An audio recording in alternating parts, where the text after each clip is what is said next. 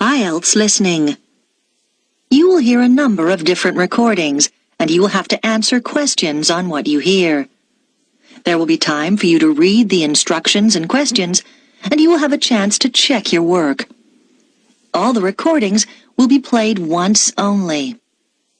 The test is in 4 sections. Write all your answers in the listening question booklet. At the end of the test, you will be given 10 minutes to transfer your answers to an answer sheet. Now turn to Section 1 on page 2 of your question booklet.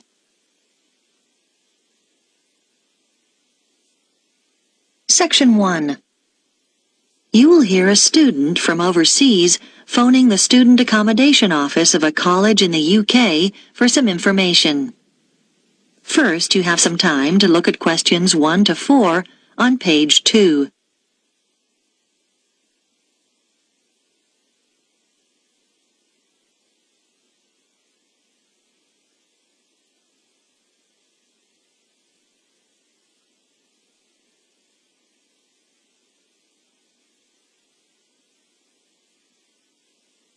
You will see that there is an example that has been done for you. On this occasion only, the conversation relating to this will be played first. College Accommodation Bureau, Darren speaking. How may I help you? Oh, good morning. I'm starting at the college in September and I need to find some accommodation. Right. Well, there are various options. The first one is to stay in college accommodation. That'd be a single room. The first type of accommodation is a single room in the college, so single room has been written in the space. Now we shall begin. You should answer the questions as you listen, because you will not hear the recording a second time. Listen carefully and answer questions 1 to 4. College Accommodation Bureau, Darren speaking. How may I help you? Oh, good morning. I'm starting at the college in September and I need to find some accommodation. Right. Well, there are various options. The first one is to stay in college accommodation. That'd be a single room. How much would that cost? Well, it depends. For a standard room, you're looking at £3,276 for the year. That's just for a room with wash basin. Or £3,834 if you want an ensuite. That's with your own small bathroom. I see. That's more than I expected. It does include heating. That's quite a saving because energy costs can be high, especially in winter. Does it include meals as well? No. All our rooms are self-catering now. There's a shared kitchen on each corridor where you can cook if you want to, or there are plenty of places to eat out on campus. Okay, and you said that's the price for the whole year?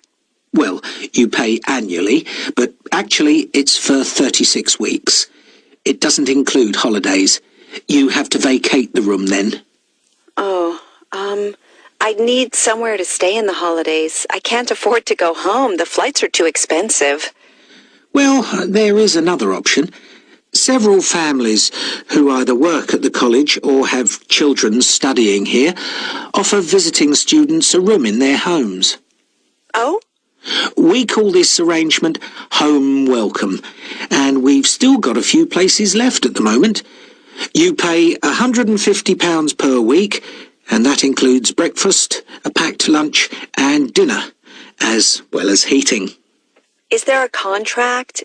Do you have to stay for the whole year? No, it's flexible.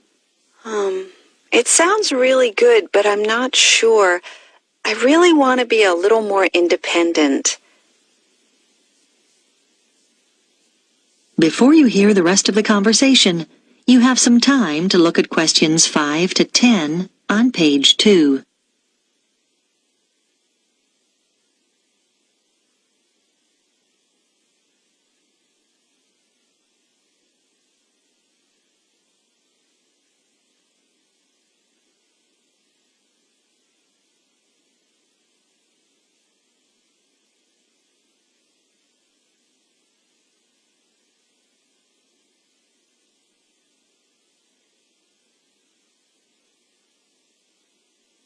Now listen and answer questions 5 to 10.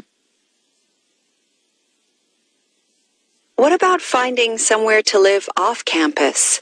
Yes, you can rent a property in town privately. You might want to rent a room in a shared house. You'd have a room of your own and share the kitchen and bathroom with other students. What about if I don't want to share? You can get what we call a studio. They're often quite small, but they'll have everything you need. Right. How much would those two options cost? Well, prices vary depending on which part of town the property's in. Generally speaking, the cheapest is around £275 a month for each student. Oh, that's not too bad. Yes, but it can also be as high as £490, and then you'll have to pay all your other bills. What sort of amount would I be looking at for those? Well, last year, students were paying on average about £43 per month each for gas and electricity. This year, it'll probably be somewhere in the region of £48. That's a lot. Yes, they've gone up quite a bit, and on top of that, you have to pay for water, and that'll probably be around £9. That didn't occur to me. And I guess I'd have to pay for transportation, too. That's right. Most of these properties are quite a long way from the college. Oh, it just gets worse and worse. What's the minimum contract on this type of accommodation? 6 months. And you have to pay a deposit. But of course, you can stay there over the holidays. That's true. And you'd have to provide references. They want 2 from someone in this country. I see, but that's not a problem. If you do choose this option, we can't find the property for you. You'd have to go through the estate agent which manages the property for the owner. Right. Thanks. Well, I think I'd like to see what's available privately. Could you give me the estate agent details? That is the end of Section 1. You now have half a minute to check your answers.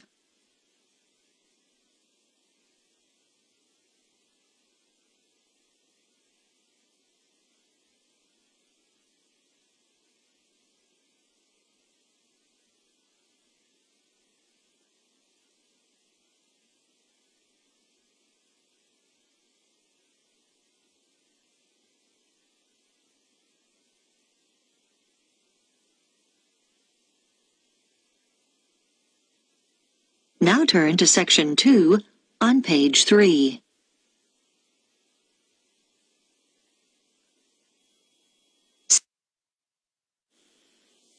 Section 2.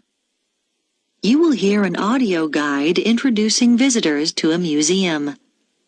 First, you have some time to look at questions 11 to 15 on page 3.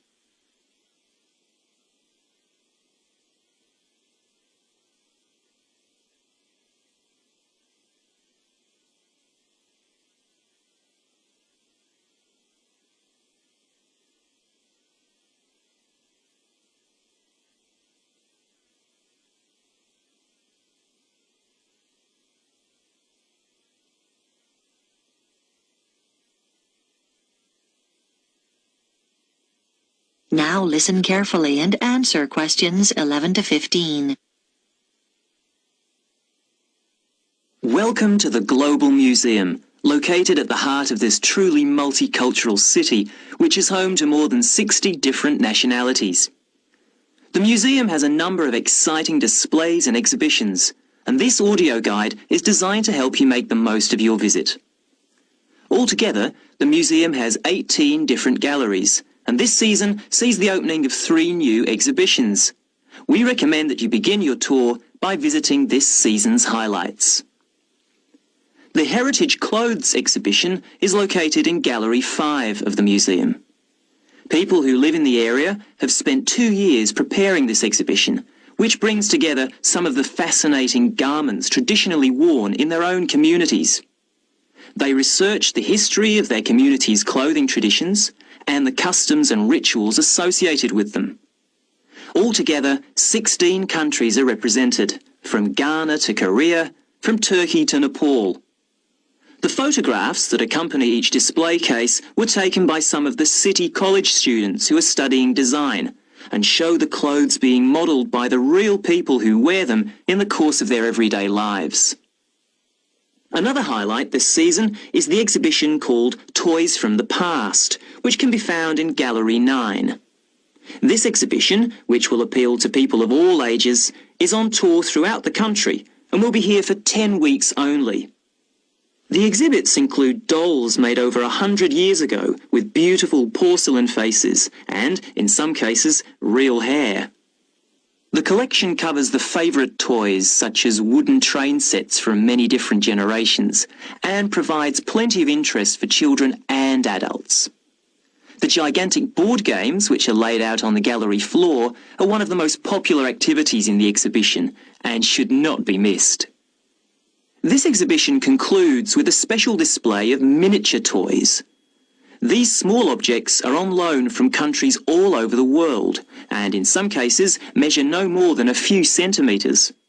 There's a tiny car made from matchsticks, a toy aeroplane complete with pilot and passengers made out of seashells, and some exquisite little buildings no higher than 4 centimetres.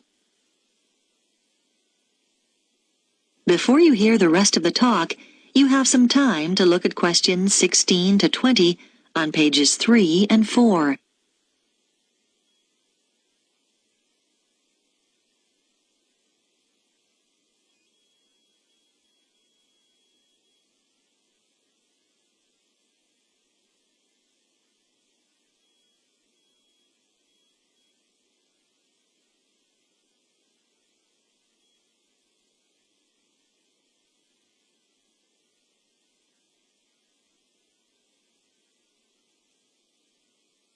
Now listen and answer questions 16 to 20. The final gallery highlight of the season is the Biscuit Gallery at number 15. Many years ago, this city was famous for its biscuits, although today the factory no longer exists. Did you know, for example, that before biscuits were packed in paper or cardboard boxes, biscuit tins were fashion items? The factory made tins, round, square, triangular, hexagonal, for a whole range of different occasions, to celebrate national events, festivals, famous faces and so on. One fascinating display deals with people's favourite biscuits. There are sweet biscuits and savoury ones, biscuits filled with jam and biscuits filled with currants, biscuits with pink, yellow and white sugar icing, or coloured sugar flowers. When the factory finally closed, it announced that people's favourite biscuit was not, as you might expect, a chocolate biscuit or one filled with jam and cream, but a plain, savoury one which was eaten with cheese. When you get to the end of the exhibition, there's an entertaining hands-on activity to fill your own biscuit tin. All the biscuits ever produced by the company are piled up on a table along with various tins. The biscuits are made out of thin pieces of wood, but the weight, colours and shapes replicate the original biscuits. Your job is to fill a tin with biscuits so that when the lid is taken off, they sit there as neatly as they did when the job was done by machine. It's not as easy as it looks. If you would like to buy a memento of your visit, there is a museum gift shop selling postcards, souvenirs and handmade pottery next to the information desk on the ground floor. And finally, if you don't want to carry your coats and bags around with you during your visit, please make use of the free lockers provided by the museum. Enjoy your visit. That is the end of section 2. You now have half a minute to check your answers.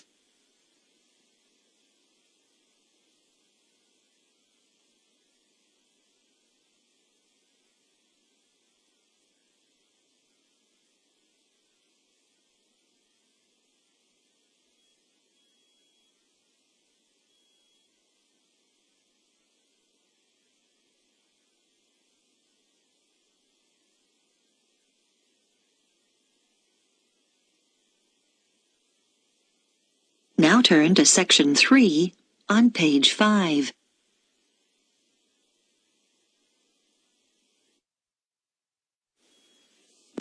Section 3. You will hear a discussion between a student called Helen and her tutor about an assignment that Helen is working on. First, you have some time to look at questions 21 to 24 on page 5.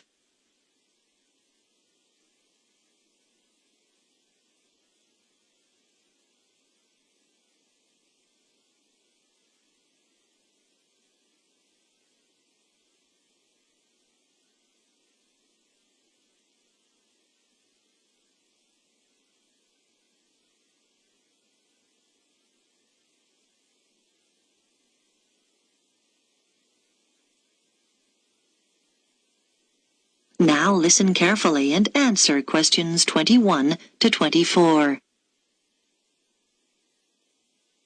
Come in, Helen. How can I help you? Well, I'm doing research for the anthropology assignment, and I was hoping to check a few details. Sure. You chose the topic of Pacific Island tapa cloth, didn't you? What have you found out so far?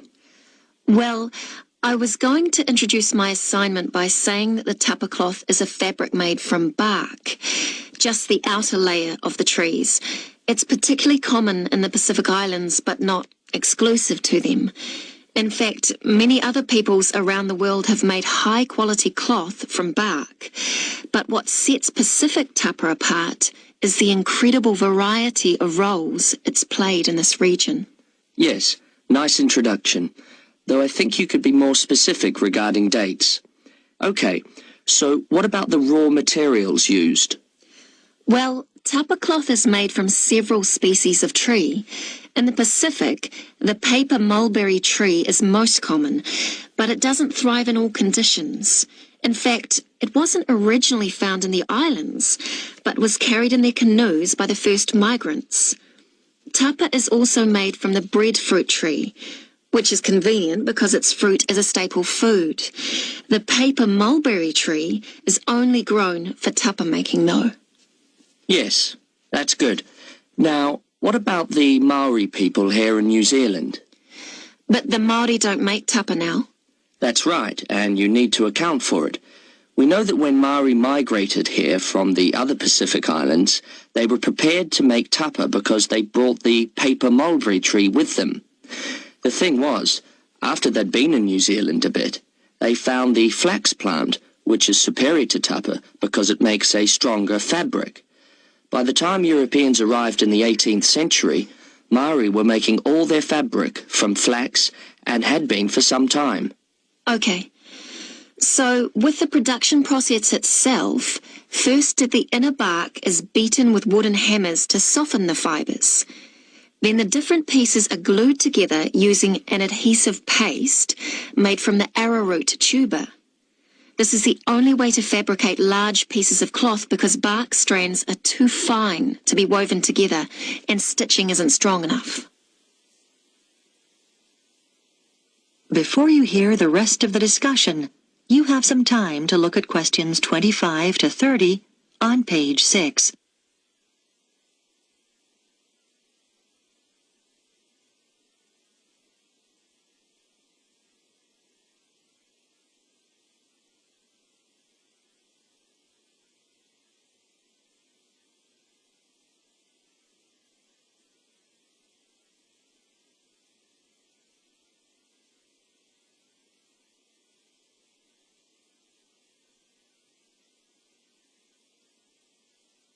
Now listen and answer questions 25 to 30.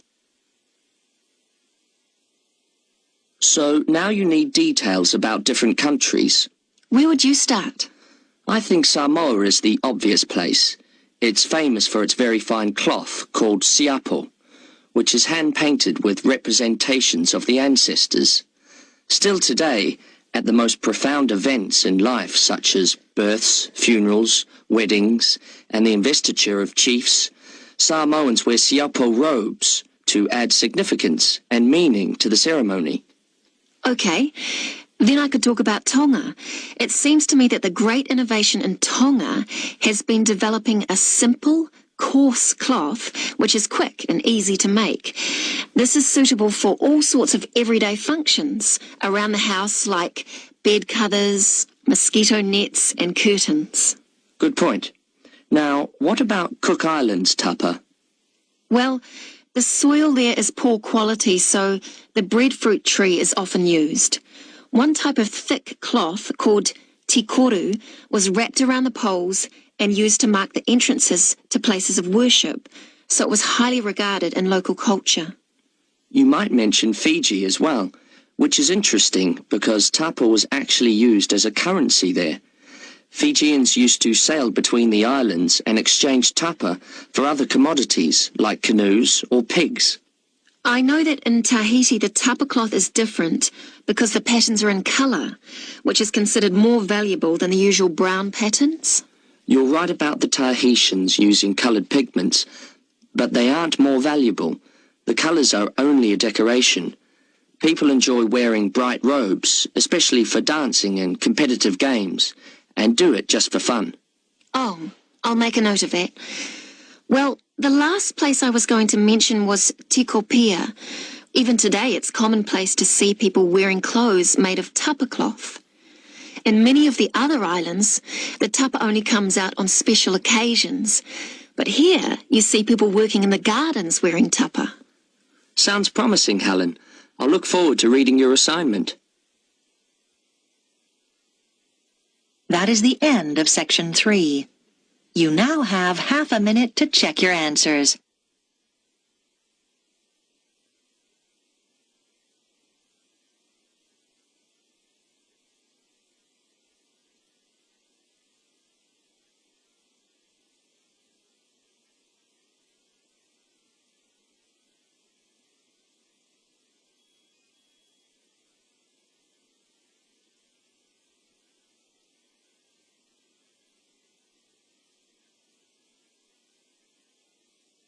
Now turn to Section 4 on page 7.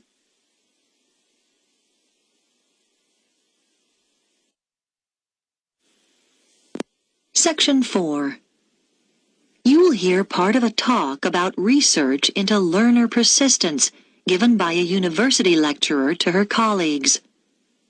First, you have some time to look at questions 31 to 40 on pages 7 and 8.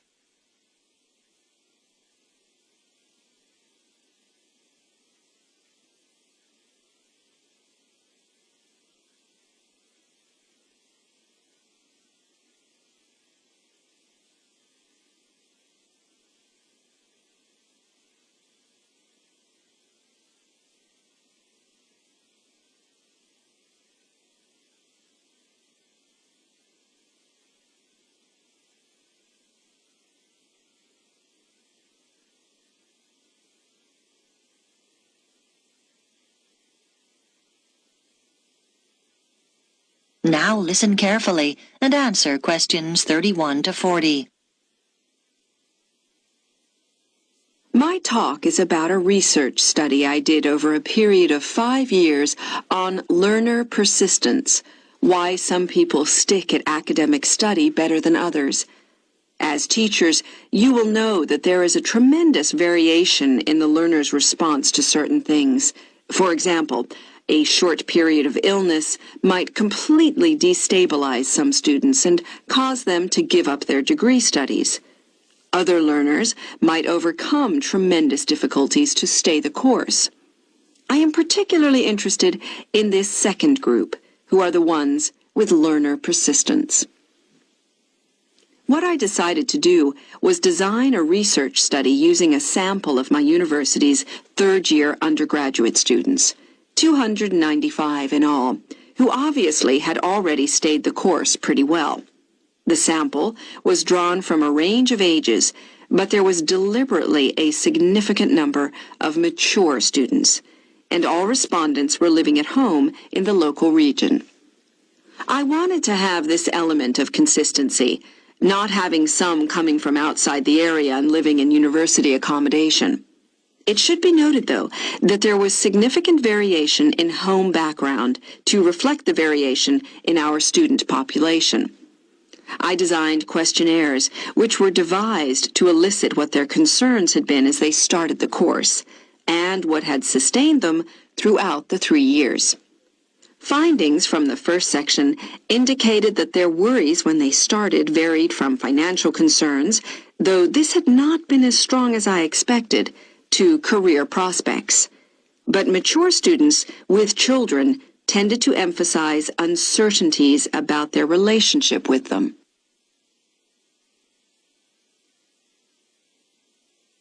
The second section of my questionnaire looked at learner persistence under 3 main headings: social and environmental factors, other factors, and intrinsic or personal characteristics. I identified 3 levels of importance for each of these. At the first level, those points identified by participants as most important in learner persistence. For social factors, many respondents said how crucial it had been to have good support, though there was no one specific source. It could be family or friends. As regards other factors, students are heartened not so much by high grades, but by what they regard as success in study. And for personal characteristics, many respondents reported that they took pleasure in challenge, and that this was regarded as very significant. At the second level of importance, in the first category, a sizable percentage talked about the fact that they had enjoyed themselves in school as an important social factor. In the second column, other factors, a number of people said that what was of most importance was decent health. This had a fairly strong influence on their persistence in their studies. And then, under the heading of personal characteristics, there were quite a large percentage of respondents who mentioned they felt it was important to have lots of interests in their everyday lives. This gave them a depth and sense of perspective, which less persistent learners might lack. And then, on to the third level. Under social factors, several respondents talked about good relationships with their tutors. For other factors, they mentioned lack or absence of any problems in their families. And finally, under column 3, they identified an ability to juggle several roles, what we might call their capacity for multitasking. Now, these findings obviously helped inform the design of activities, as I mentioned. But in addition, a number of further recommendations emerged. Firstly, I propose that the department distributes questionnaires to first-year students to help get an idea of their maturity when starting the course. This is really our overriding concern. Secondly, I recommend we look into ways of offering induction courses for some selected students to allow them to take on the role of advisors. We think they are the best people to act in that role. This policy will make support much more accessible to our students. Thirdly, this help is often most needed in the evening and night when offices are closed, and so we should set up online services instead of the more traditional telephone services. Research has shown that these services are actually more accessible to the majority of students. And finally, it is often important to be proactive. If students are not meeting deadlines, then someone should contact them rather than wait for them to come to us. Now, are there any questions about the points? That is the end of section 4. You now have half a minute to check your answers.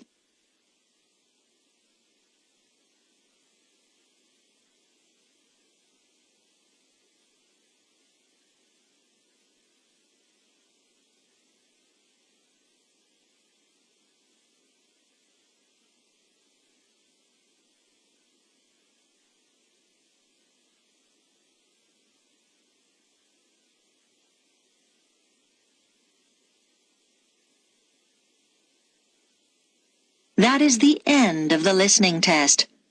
You now have 10 minutes to transfer your answers to the listening answer sheet.